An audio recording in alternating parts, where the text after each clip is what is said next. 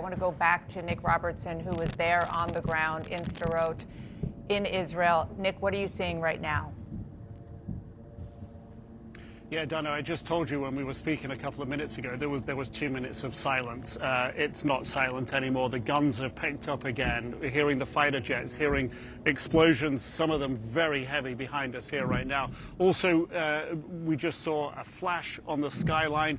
Didn't hear an explosion from that, which indicates it could be distance away from us. But if we had a sense here a few minutes ago that the intense bombardment of earlier might have been easing off, I think the last 2 minutes here, while you've been talking to the congressman, it has really picked up and intensified again. I think it will do this for some time, the fluctuation. I can hear the guns, artillery firing out from this direction.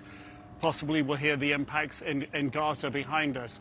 But some of the impacts have been exceptionally loud, exceptionally strong. You can feel them shaking the ground here.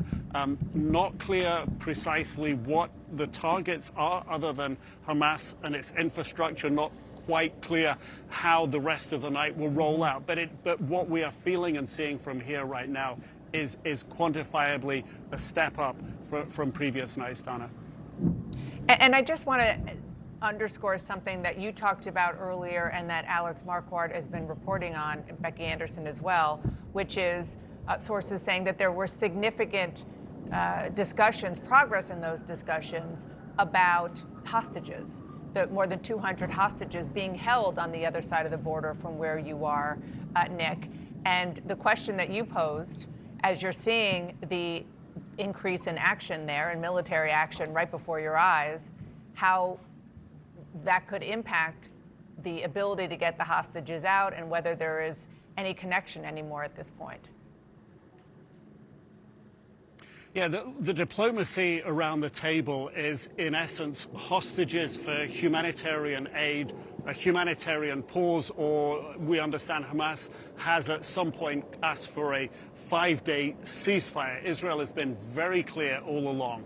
It is not about to have a ceasefire. There's been increasing pressure and using different language from different countries, the European Union putting pressure for a kind of humanitarian pause. You're probably seeing some of the flashes behind me there of some of the strikes that are underway. We're hearing the fighter jet. That blast that you heard there, I'm assuming you could hear it, was the sort of thing we've just been hearing repeated over the past few hours. That seems to have been a missile coming from a fighter jet because I'm hearing it fly away. But the idea that Hamas was talking about a ceasefire, the idea that the hostage release could come about as part of a deal where there would be a cessation in the fighting, this is all diplomacy. But there's another part of the equation, and that's the military part. In this diplomacy, both sides go toe-to-toe, make their demands, wait for the other side to take concessions. These are concessions, as we say, over fuel into Gaza or humanitarian aid. But there are also, the two sides are going toe-to-toe in military terms as well, waiting for the other to back down. It was only a few hours ago that Hamas was firing rockets into Tel Aviv that hit an apartment there. The IDF clearly stepping up its action in this part of Gaza tonight. So these are all ways of pressuring the other side, and where the talks now stand, as there is not a clear pause in the military offensive. In fact, the reverse, I would say, an escalation over earlier in the day. And I think it's worth just pointing out at this point, you know, a week ago today, Friday last week, there was intense diplomacy behind the scenes for the release of those two hostages, the American hostages, the mother and the daughter. They were released late Friday night. Well, in absolute contrast to today, Thursday and Friday last week were very quiet in military terms. We barely heard any shelling or any aircraft strikes. Compare and contrast that to now, to today, and you get that real sense that if it took 2 days of pause to release two hostages, absent any pause, absent perhaps the release of 50 hostages. All right, Nick, stand by, please, and please let us know if there's anything we need to come right back to you for. But I want to get to Jeremy Diamond, who is also in Israel. Jeremy, what are you hearing from sources there? Well, Dana, just like Nick, I mean, we heard earlier in the day that there was perhaps some progress in these hostage negotiations, but now what we are hearing are the sounds of war, the most intense bombing, at least in terms of what I can hear from my position here in Ashkelon, that I have heard in the nearly 3 weeks that I have been here covering this war. We are hearing intense and repetitive percussive thuds, bombing, artillery also clearly going out. And what we're also seeing is Hamas responding with at least 2 rocket barrages towards central Israel, as well as right here towards Ashkelon within the last 20, 30 minutes or so. So this is certainly taking on a different tone and tenor from here. It's hard to say if this is the beginning of that invasion that we have been expecting from the IDF, that they have made clear that will be happening at some point.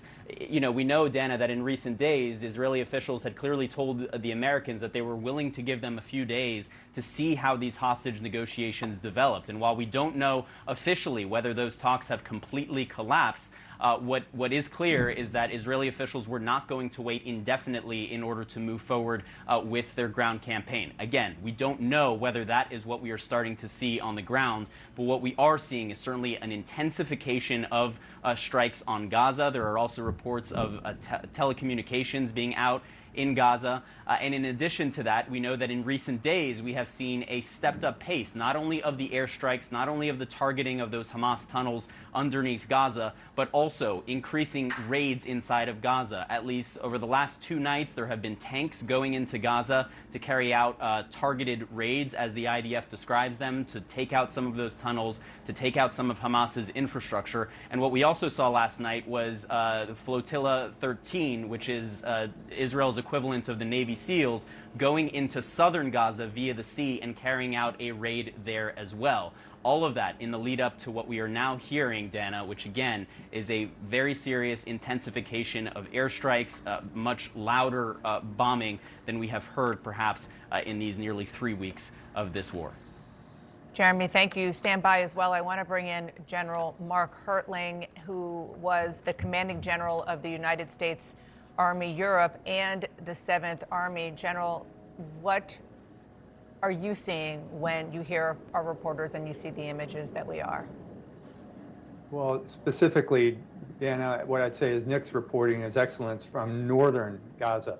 I'd be interested in what's happening in the south. Jeremy just talked a little bit about what's happening in the most southern extreme of Gaza with the Israeli Navy, but what also is happening in Khan Yunis? Are there the same kind of explosions going on in those areas? Because I think the Israeli Defense Forces are going to hit all sectors of Gaza. But what you've seen, as Jeremy just pointed out, over the last several days, an increase in airstrikes, an increase in intelligence probes by ground forces, which went into Gaza and then came out, which tells me they were seeking more intelligence, more targeting data for a final push. So what you're seeing primarily, I believe, from the Air Force and perhaps even artillery fire from outside of Gaza is a preparatory stance by Israel. They are conducting final prep fires, putting a lot of forces in it. And remember, these weapons don't just kill. What they're bombing Gaza with and hitting them with artillery, it's also psychological. When you're under that kind of fire as a terrorist operation, you know something big is happening. And they've been under these kind of bombs for the last 20 days. At the same time, as Nick so rightly pointed out, the Israeli Defense Forces have been mobilized almost 20 days now. You can't just keep a large force of 300,000 waiting in a field for that long. They tend to start losing their edge. And the Israeli government, the one, Mr. Netanyahu, who's going to literally pull the trigger and start the operation, and all indicators are he's been holding back because of divisions within his cabinet. When he does that, he has to have the full force of the attack going. Whether or not ground forces are going to come in and go back out or come in writ large and stay, that's yet to be determined. But I'd suggest it probably tonight or tomorrow we're going to see some of the major effort of the Israeli Defense Force going in with main forces to strike some of the targets that they've been collecting intelligence on.